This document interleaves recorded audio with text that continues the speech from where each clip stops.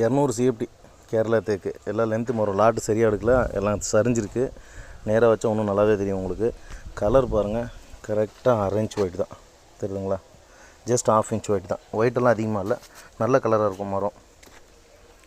இதில் ரிஜெக்ட் ஆகிற piece reject பண்ணிக்கலாம். 30 இன்ச்சுக்கு மேலே 58 இன்ச் வரைக்கும், இதெல்லாம் பார்த்திங்கன்னா 58 இன்ச் வரும் சென்ட்ரு. நமக்கு அலவுன்ஸ் போக உங்களுக்கு வந்து 56 இன்ச் வரும்.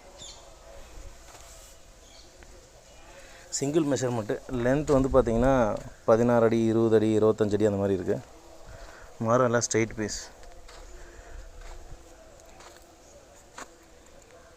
பைப் மாதிரி இருப்பாங்க. இது வந்து இப்போ சாய்ச்சி வச்சுருக்கு, அதனால பெண்டு மாதிரி தெரியுது. இதில் மைல்டு பெண்டு இருக்குது, மற்றது எல்லாமே ஸ்ட்ரெயிட் பீஸ் தான் பாருங்கள்.